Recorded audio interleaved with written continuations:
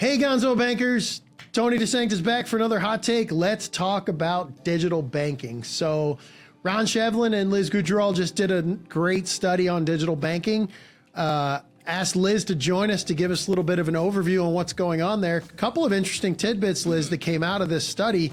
The first was money doesn't buy you digital happiness, does it? No, it does not. I mean, I think as you saw in the report that, low performers are spending a ton of money, as a percentage of assets to kind of catch up on the system. So we're seeing a lot of movement from those core provided digital solutions into the newer next gen digital banking.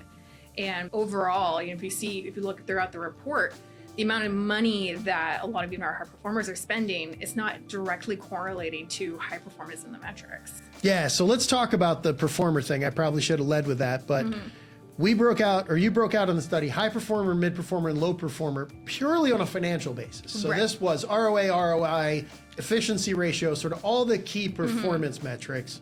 So when we talk about low performers spending the most, the least profitable organizations were spending the most on digital. Maybe some of that we talked a little bit about being catch up, right? Having to invest because they're far behind. But generally speaking, more money, not necessarily better digital experience, maybe more money, more problems, right? Right, exactly.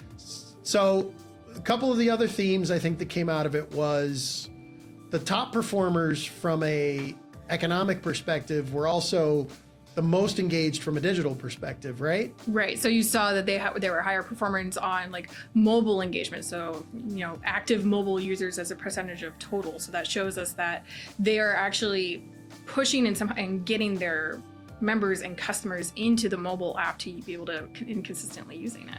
Yeah. So I think the number was 76% of high performers versus 67. So basically 11 percentage points. It's almost a 20% drop or 15% reduction in the engagement in the mobile experience. So that mobile experience being a key part of that. They're also having more success selling, aren't they? Right. So our low performers, their new products per digital user were half that of the high performers.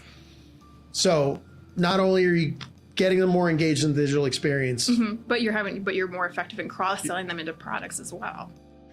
So in addition to more engaged in the mobile experience and more effectively selling, does that mean that it requires more service and there's a lot more questions and calls and things to the agents and things? Tell me about that. No, it's actually the opposite. So the better the engagement and the better the experience in digital, the less requests into chatbots and live chat agents, because you're creating this experience where you don't have to consistently go to the agents for service requests and questions, all the answers in the digital banking.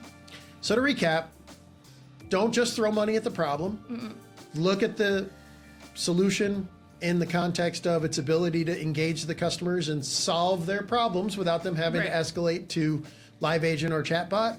And that gives you the right or gives you the opportunity to turn that into a sales opportunity and cross-sell them other products. Exactly. So if you haven't checked out the study yet, it's out on our website. Go ahead and check it out. And lots of interesting tidbits there. Thanks for the time. Yep, thank you.